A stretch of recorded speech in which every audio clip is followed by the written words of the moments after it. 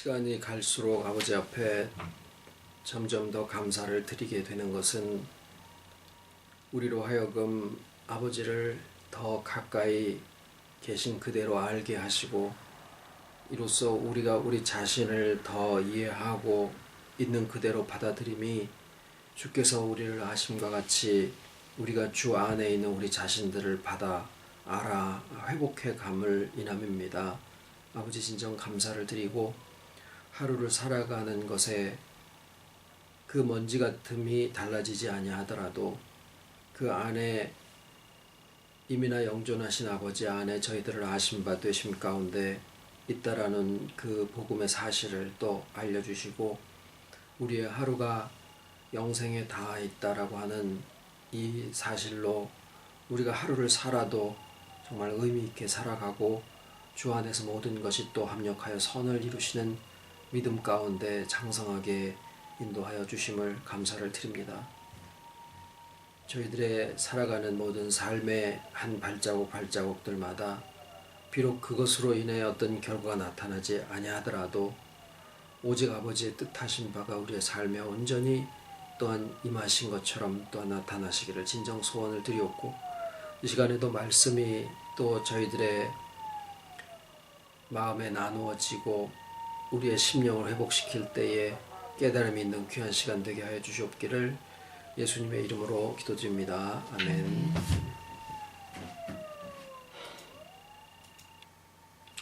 오늘의 하나님 말씀 로마서 8장 23절과 히브리서 10장 39절 그리고 베드로전서 1장 9절입니다. 이뿐 아니라 또한 우리 곧 성령의 처음 익은 열매를 받은 우리까지도 속으로 탄식하여 양자 될 것 곧 우리 몸의 구속을 기다리느니라. 우리는 뒤로 물러가 침륜에 빠질 자가 아니요 오직 영혼을 구원함에 이르는 믿음을 가진 자니라. 믿음의 결국 곧 영혼의 구원을 받음이라. 아멘.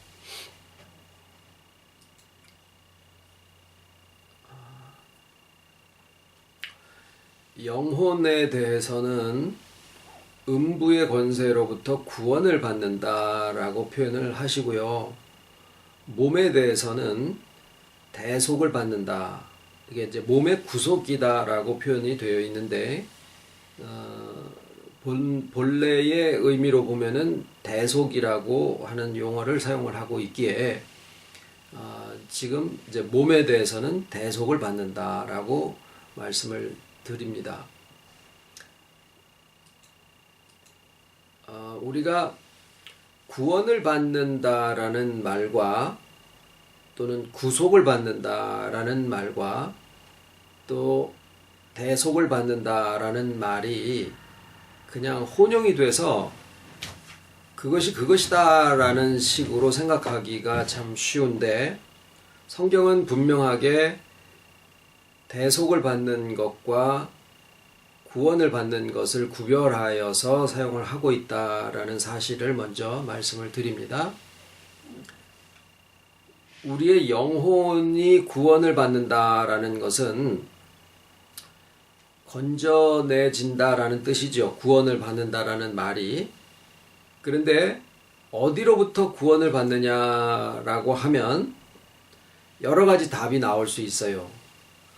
죄의 권세에서부터 구원을 받는다, 사단의 권세에서 구원을 받는다, 음부의 권세에서 구원을 받는다라고들 하기도 하는데, 물론 그것이 서로 다 의미가 통하지 않는 것은 아니에요.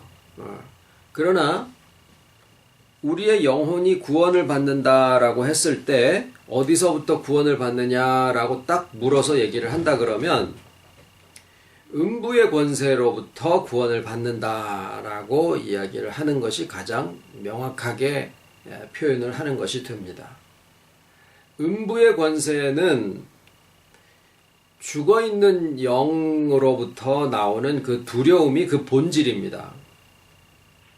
그래서 영혼이 구원을 받는다라는 말은 죽어있는 영의 그 본질적인 두려움을 피해서 영혼이 변질되어 있는 것인데, 그 영혼이 구원받는다라는 것은 영혼이 어떻게 변화되는 것만을 얘기하는 게 아니라 근본적으로 죽어있는 영이 다시 소생함을 받을 때 비로소 영혼의 구원이 이루어지게 되죠. 오늘 본문 말씀 중에 세 번째의 베드로전서 1장에는 우리의 믿음의 결국을 영혼의 구원이다 라고 그렇게 선언하고 있습니다. 그래서 우리가 믿음 생활하는 모든 것의 궁극적인 목표가 무엇이냐? 영혼의 구원이다. 그렇게 이야기를 하고 있는 거예요. 그러면은 영이 죽어있던 것이 다시 살아난다. 그래서 베드로에게 예수님이 하신 말씀에 음부의 권세가 결단코 이기지 못한다 라고 하신 것은 영이 소생하고 그것에 따라서 영혼이 구원을 받는다 라고 하는 것을 함께 말씀을 하신 것인데, 베드로가 예수님에 대해서 한 고백을 인해서 예수님이 그런 말씀을 하시는 거죠. 그래서 오늘날의 베드로의 고백이 갖는 의미는 주의 죽으심과 부활로 인해서 우리의 영을, 죽어있는 영을 만나시고 또 연합하심으로써 그 죽은 영을 소생하게 하시고 이로써 영혼의 구원을 받는 그런 모든 과정을 우리가 입으로, 마음으로 믿고 입으로 시인하게 되는 것을 얘기를 합니다. 그것이 오늘날의 베드로와 같은 의미의 믿음의 고백이 됩니다. 그러면 영의 소생과 영혼의 구원을 동일하게 왜 취급을 하지 않으시고, 오늘 본문 말씀에서도 보면은 첫 번째 구절에 우리 또한 이뿐 아니라 또한 우리 곧 성령의 처음 익은 열매를 받은 우리까지도 속으로 탄식하여 양자될 것 곧 우리 몸의 구속을 기다리느니라 이랬고요. 또 믿음의 결국 곧 영혼의 구원을 받음이라. 이렇게 영의 소생과 또 영혼의 구원, 육체의 대속, 이것을 구분해서 지금 말씀을 하고 계시더라라는 것을 우리가 발견할 수가 있어요. 그러면 영의 소생과 이 영이 분명히 영혼의 근본을 이루고 있기 때문에 영의 소생으로부터 영혼이 구원받는 그런 과정이 단절됨이 없이 그냥 그대로 이어짐이 마땅한데, 왜 영의 소생과 더불어서 영혼의 구원을 이어지는 과정으로 설명하지 않고 있느냐? 그것은 영혼의 구원은 그 시작이 영의 소생인 것은 맞는데, 우리가 세상에 태어났어도 어린아이들이 세상에 태어났어도 배우지 아니하면 분별이 없고 어떻게 처세를 해야 될지도 모르고 예의와 염치도 갖지 못하는 그러한 사람으로 살아갈 수도 있죠. 그러듯이 영이 소생을 했어도 올바른 가르침이 공급이 되지 아니하면 영혼의 구원에까지 이르지 못하는 경우가 발생할 수 있다라는 얘기예요. 그것은 왜 그러냐면요, 태어나서 생명이 있으면 무조건 성장은 하는데 또 세상으로부터 교육을 받는 거죠. 그런데 만약에 잘못된 가르침으로 평생을 헛것을 듣고 보고 배웠다라고 하면 그 사람은 그런 세상이 다인 줄 알고 늙어 죽을 때까지 그런 세상만 알다가 갈 수도 있더라라는 거예요. 감옥에서 태어나서 감옥에서 자라고 감옥에서 죽은 사람은 그 세상이 전부다라고 생각을 하거나, 북한도 마찬가지죠. 옛날에 수도원에서 어떤 남자아이가 태어났는데 이 아이를 여자라는 대상을 전혀 접하지 않게 하고 성장을 시켜가지고 나이가 뭐 30인지 얼마 될 때까지 세상에는 전부 다 남자들밖에 없는 거라고 알고 그렇게 살았던 그런 사람이 있다라는 얘기도 들은 적이 있습니다. 그래서 세상에 태어나는 것과 그 다음에 가르침을 받아서 세상을 살아가는 도리와 염치를 아는 것은 별개일 수 있다라는 얘기예요. 즉 영이 소생하는 것과 영혼의 구원과는 별개일 수 있다라는 거죠. 구원받은 백성들 가운데서 영혼의 구원까지 이르지 못하는 사람이 태반일 수도 있다라는 거죠. 왜? 그릇된 가르침으로 인해서 올바른 가르침을 받지 못하는 경우에는 그렇게 왜곡되고 오염된 상태의 지식을 가지고 평생을 살다가 갈 수도 있는 상황입니다. 그래서 우리가 말씀을 증거해야 되고 또 말씀을 증거를 하는 사람들은 하나님 앞에 정말 목숨을 거는 그런 마음으로 말씀을 상고를 해야 될 것이며 또 그것을 전파하는 일에도 역시 하나님 앞에 받은 그 생명의 비중만큼으로 말씀을 전하기를 힘써야 될 것이다 라는 말씀을 드리고자 합니다. 자, 그러면 이 가르침이 무엇을 이야기를 하느냐 하면 바로 우리의 영의 소생이 그 다음에 우리의 감정을 변화시키고 우리의 의지와 결정과 판단을 현명하게 하는 것으로 나타나겠지만 그 중간에 무엇이 있어야 되느냐 하면 아는 것이 그 사이에 있기 때문이더라 라는 거예요. 물론 여기에 안다라고 하는 것은 벌써 신앙생활을 수십 년 이상을 하시다가 보면 탁 목사님 말씀 들어보면은 아 이것은 어느 수준이다. 아 벌써 탁 분별이 가는 정도까지가 우리가 될 텐데 말이죠.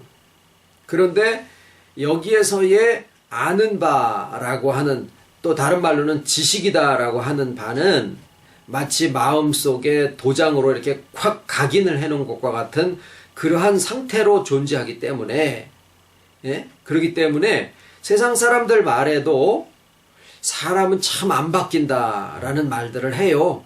왜 그러느냐 하면 그게 머릿속에 있는 지식이 하나의 소유가 아니고 그 사람의 인격이 그 지식의 체계와 그 굴레 속에서 움직여지기 때문이다라는 겁니다. 내가 가지고 있는 어떤 선입관, 선입견, 인식 이런 것들을 얘기를 합니다. 그래서 그 사람이 자기 아버지에 대해서 가지고 있는 생각, 자기의 어린 시절부터 갖고 있던 세상의 사람들에 대한 인식, 돈에 대한 교육, 뭐 이런 어린 시절부터 이렇게 탁 이렇게 박혀버린 인이 박힌 거 있죠. 그건 참 늙어서 죽을 때까지 어른이 될 때까지 잘 안 바뀌더라라는 거예요. 그런데 잘 안 바뀐다라는 얘기지 바뀌지 않는다라는 것은 아니고요. 하나님의 말씀 즉 복음이 우리에게 이해의 과정을 거쳐서 그 다음에 우리의 지식의 체계를 바꾸게 되고 그러나 먼저는 우리가 말씀을 어떤 사람의 권위, 말씀을 증거하는 사람이나 조직의 권위에서부터 오는 것을 그냥 수용하면 그건 맹신이 되는 거고요. 그 말씀을 들을 때 나 나름대로 그것이 과연 그러한가 생각하고 묵상하는 가운데 그것을 이해하게 되면 받아들일 수 있게 됩니다. 그러면은 내 지식의 체계가 그 받아들인 말씀에 의해서 바뀌어질 수 있다라는 거예요. 그러면 그 바뀌어진 지식의 틀 위에서 사람들의 감정이나 어떤 의지 같은 것, 이거 어떤 사물을 결정을 하고 판단하는 그 의지라고 하죠. 감정, 기분, 뭐 이런 것들이지 않습니까? 그런 것들이 우리의 마음에 굉장히 크게 비중을 차지하고 있는 것이 사실이지만, 그러나 그런 감정이나 의지적인 것들도 우리의 가지고 있는 지식의 체계 위에서 움직여지더라라는 거예요. 그래서 우리가 지식적인 체계, 지식에까지 골로새서 그러지 않습니까? 지식에까지 새롭게 함을 입은 자들을 새 피조물이다라고 그렇게 얘기를 하셨는데 바로 올바른 가르침, 바른 복음에 의해서 회복되어진 본래 주님의 가르침과 지난번에 우리가 나눈 말씀 가운데서 말이죠. 예수님이 그런 말씀을 하셨어요. 너희는 내가 일러준 말로 이미 깨끗하였으니, 예? 요한복음 15장에 있는 말씀이지 않습니까? 포도나무 가지와 포도나무에 대한 비유에서 그때 우리가 지금 나누고 있는 말씀이 그때 깨끗하여졌다라는 말이 의미하는 바는 포도나무의 경우에 가지치기를 했다라는 말씀이다. 그런 단어를 썼다라고 말씀을 드렸잖아요. 그러니까 예수님의 말씀에 너희들은 내가 일러준 말로 이미 이미 가지치기가 됐다. 다시 말하면 우리에게 있는 지나쳐져 있는 부분, 세례요한의 말에도 그런 말씀이 있죠. 높은 산을 낮추고 깊어진 골짜기를 메워서 주의 오시는 길을 예비하고 평탄하게 하였다. 가지치기를 했다. 지나친 것을 회복시켜서 본래와 같이, 장점은 그냥 장점으로, 단점은 그냥 단점으로 자기 있는 그대로의 모습을 인정할 수 있게 되고 용납하고 받아들일 수 있는, 그게 바로 깨끗하여졌다, 가지치기를 했다, 그 뜻으로 말씀을 드렸는데, 그러고 나서 보니까 예수님이 뭐라 그러셨냐면 너희는 내가 일러준 말로, 그게 뭐예요? 어떤 목사가 설교를 풀이를 잘해서 그게 아니더라라는 거예요. 이미 우리 속에서 지나쳐진 것들이 본래의 자리를 회복하고 본래의 정도 주신 그대로 감사함으로 자기 있는 그대로를 받아들이게 된다는 것은 예수님께서 우리에게 주신 말씀의 역할로 그렇게 되고 있더라라는 거예요.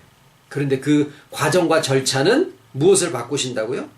우리 아는 것을 바꾸고 우리의 인식과 우리의 지식의 체계를 바꾸는데, 먼저는 우리가 이해하게 되고 받아들이게 돼서 그것이 나의 지식의 체계를 바꾸고 그것이 지나친 것을 회복해서 본래와 같은 대로 바꿔놓는 그런 역할을 하시더라. 그게 바로 예수님이 우리에게 가지치기를 하신 거다. 이렇게 얘기를 하고 계시더라라는 거예요.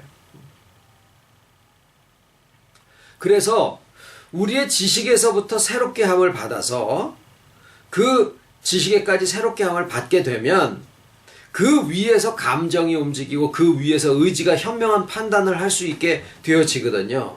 그러면 기분에 의해서 내 자신의 중심이 흔들거리지 않게 되고 나의 판단이 현명하게 지혜를 따라서 움직여질 수 있게 되더라라는 거예요. 그것을 우리가 성령의 인도함을 받는다라고 표현을 하기도 했어요. 그래서 이 지식에까지 새롭게 함을 입은 세계에서는 우리의 마음의 평강이 지켜지더라. 그것을 그 전에 나눈 말씀에서는 뭐라 그랬습니까? 그게 바로 마음을 지키라 라고 하는 거죠.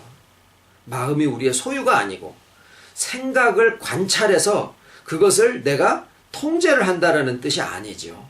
내 지갑에 있는 돈이 잘 간수가 되고 있느냐, 내 집 안에 있는 소유가 잘 지켜지고 있는, 이런 것처럼 내 마음이 나의 소유로 지켜지는 게 아니다라는 얘기예요.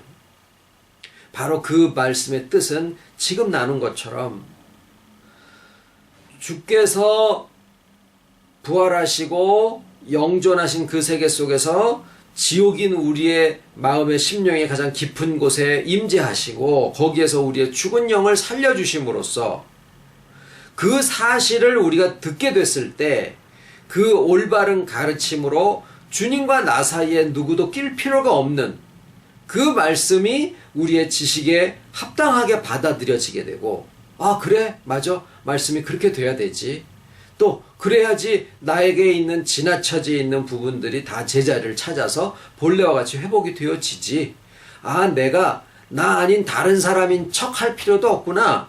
내가 열심히 있는 척, 선한 척, 다른 사람들을 잘 맞춰주는 척, 그렇게 할 필요가 없구나. 나는 나다우면 되는구나. 그렇다 그랬더니 또 그냥 나는 나야 그러시면서 그냥 또 지나쳐져서 그냥 자기만 생각하게 되는, 그것도 또 지나친 거예요. 하여튼 우리는 잡아당기다가 안 되면은 밀쳐버리는 그러한 속성들을 참 가지고 있는데, 그런 것 저런 것들이 좌로나 우로나 치우치지 아니하고 밀어도 밀리지 않고 땡겨도 끌려가지 않는 그러한 중심축을 잡을 수 있는 그러한 상태가 되어진다 그 말이에요. 그게 이제 바로 우리의 마음을 지킨다 이렇게 표현을 하신 거죠. 이런 것을 가리켜서 영혼의 구원이다 라고 말씀을 하셨습니다. 그러니까 영이 소생하는 것이 우리의 구원인데 그것은 이미 받은 것이다 라고 표현을 하셨고 영혼의 구원은 믿음의 결국이에요. 믿음의 끝자락. 시작은 영의 소생인데 끝은 영혼의 구원이다 라고 얘기를 하고 계시더라라는 거예요.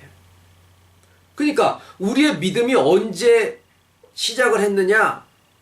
영의 소생에서부터 시작을 하고 복음을 들음으로써 우리의 믿음이 생겨지지 않아요?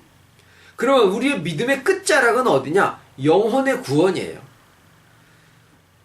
그게 어딜까요? 그리스도의 장성한 분량에 충만한 데까지 이르게 하려 하심이니라. 이렇게 되는 거죠. 그런데 몸에 대해서는 구속, 정확한 표현으로서는 대속을 받는다. 그렇게 얘기를 하고 계세요. 몸의 육체의 구원이라는 것은 모든 육체가 구원을 얻지 못할 것이나 이제 거기에서 따온 말씀이겠지만은 엄밀한 의미에서의 육체에 대해서는 몸에 대해서는 구원이라는 말을 표현을 사용하는 것보다 대속이라는 표현을 쓰는 것이 더 타당합니다. 그 이유를 지금부터 좀 설명을 해드리려고 해요. 왜 영혼에 대해서는 구원이라는 표현을 쓰시고 육체에 대해서는 대속이라고 하셨을까? 성경에서의 대속이라는 말은요, 본래 나에게 주신 것인데 내가 잃어버린 것을 다시 돌려준다라는 그런 의미로 사용을 하고 있습니다. 대속이라는 거예요. 다 잘 아시다시피 그 보아스가 나오미의 남편의 재산을 다시 사서 그것을 나오미에게 돌려주지요. 그게 왜 그러냐면은 아브라함에게 주신 하나님의 약속이 이미 다 여호수아를 통해서 각 가족별로 다 주신 거기 때문에 내가 아직 정복하지 못했거나 내가 살다가 그것을 관리를 잘못해서 너한테 손으로 넘어갔거나 어떤 일을 통해서 내게서부터 없어졌다고 하더라도 희년이 됐을 때, 안식년이 됐을 때 이런 때를 맞아서 그것을 본래 주인에게 다시 돌려주게 되어 있더라. 그 전에라도 이 가까운 일가 친척 중에 한 사람이 그것을 다시 찾아서 본래 주인에게 돌려주게 하는 것이 그것이 대속의 규례예요. 물론 그 과정에서 어떤 사람이 능력이 되고 마음이 되는 어떤 사람이 순서를 따라서 자기의 재산을 팔아서 그 사람의 땅을 사가지고 주인한테 돌려준다라고 하는 그러한 대속의 그 역할이 감당이 돼야 되는 것이죠. 물론 그러면 왜 육체에 대해서는 대속이라는 말을 쓰고 있느냐? 누군가에게 이것이 팔려나갔다라는 얘기잖아요. 예? 본래 내 것이었는데 나에게 주신 것인데 뭐가요? 육체가, 나의 몸이, 이 몸이 내 건데 이것이 누군가에게 팔려서 내 소유인데 다른 사람에게 속해 있다라는 얘기예요. 그러면 이제 우리가 생각을 하죠. 이게 나의 몸이 내 거는데 누구의 소유가 되어버렸지? 그러면 대뜸 누가 나오죠? 누가 등장하죠? 사단이 등장을 합니다. 그래. 사단이한테 이게 팔려서 이 내 몸이 내 게 아니라 사단이 것이 됐는 geb이다. 라고 그렇게 가르침을 받아왔더라라는 거예요.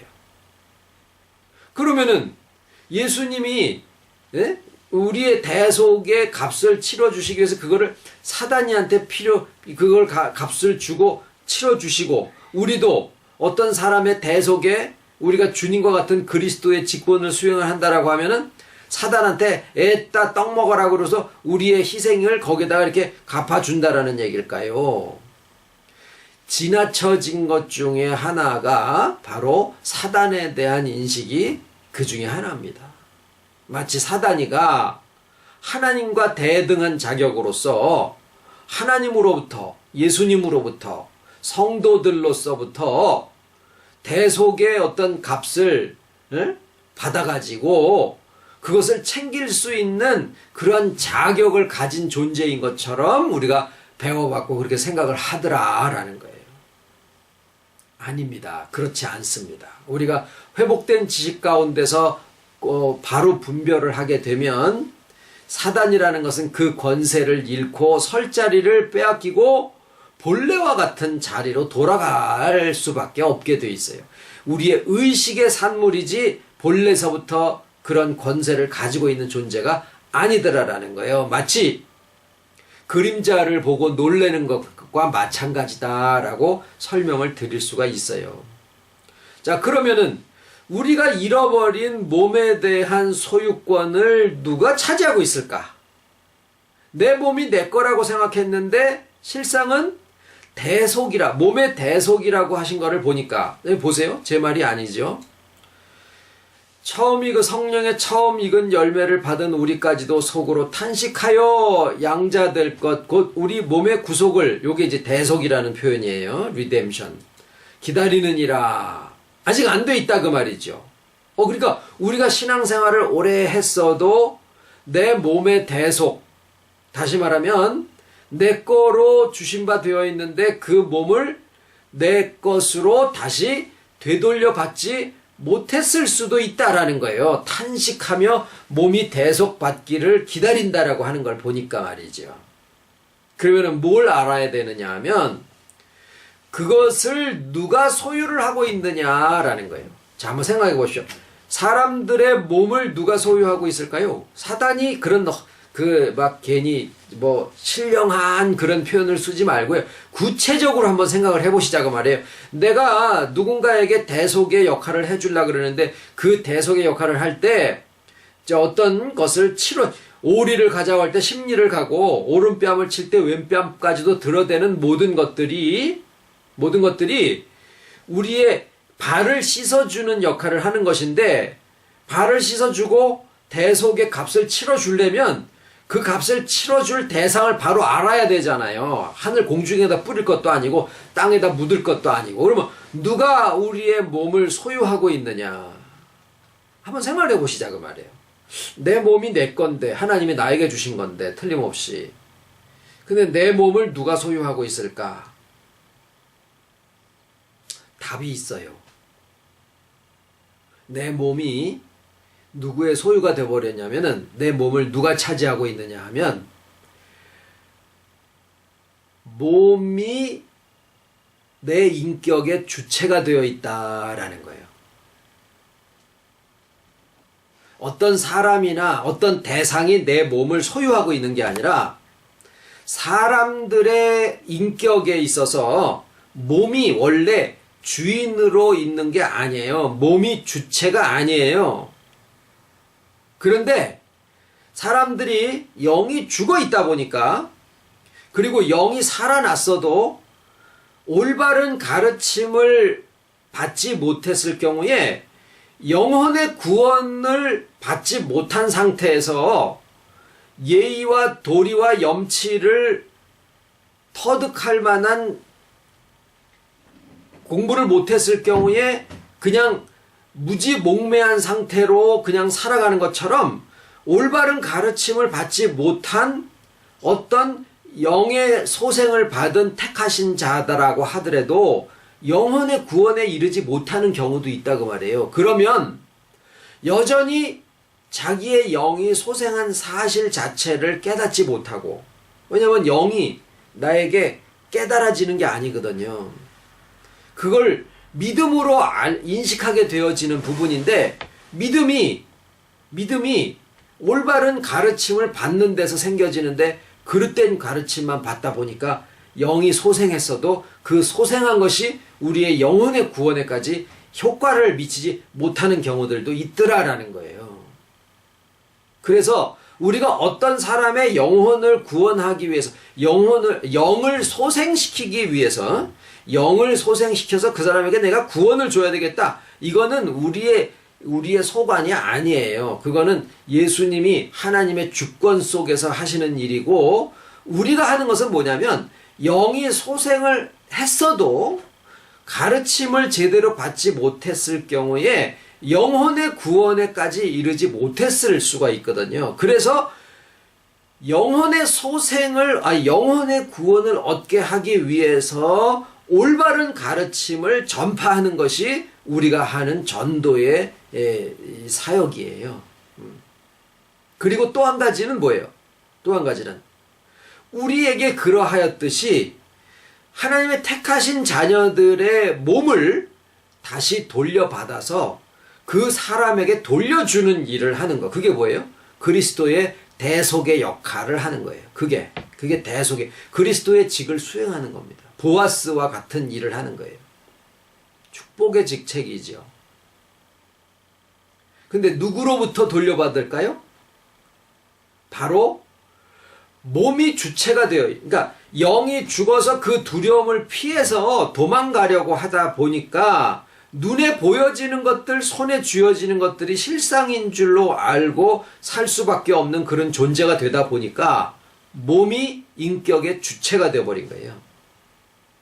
그러니까 몸을 내가 소유해서 하나님의 몸을 주신 이유는 영혼이 구원을 받은 그 구원의 풍성함이 어떠하며 우리가 받은 구원의 넓고 깊고 충만함이 어떠한가, 그 아름다움이 어떠한가, 구원받은 영혼의 아름다움이 어떠한가 하는 것을 손에 잡히고 눈에 보이게 드러내서 알게 하고 나타내게 하기 위해서 우리의 몸을 주신 거거든요.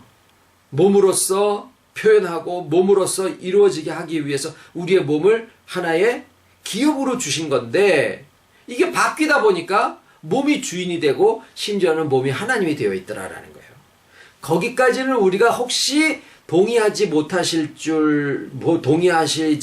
수도 있지만, 어떤 것에는 동의하시느냐 하면 사람들에게 있어서 몸이 다이어트, 미용 이런 것들이 그것이 하나의 종교처럼 되었다라는 거에 대해서는 아마 동의하시리라고 생각을 합니다. 어떤 그 테레비가 말이죠, 절반 이상을 먹는 거에다가 투자하는 그거는요, 종교 집단도 엄청난 종교 집단이에요. 무슨 종교 집단이냐면 몸을 섬기는 종교 집단이에요. 그러면 거기에 하나님은 누굴까요? 몸이에요, 몸. 어떻게 하면은 이뻐 보이고, 어떻게 하면은 잘 처먹고, 어떻게 하면은 또 이뻐 보이고, 이렇게 몸을 어떻게 깎아서 만들고, 이러는 것들 말이죠. 거기에서부터 우리가 몸에 대한 소유권을 다시 회복해서 본래의 주인인 나 자신에게, 주 안에 있는 나 자신에게 돌려주는 것. 그게 대속의 과정이에요. 그래서 이 과정을 몸의 구원이라고 하지 않고 몸의 대속이다. 왜? 그것은 기업에 해당하기 때문에 그렇게 표현을 하신 겁니다.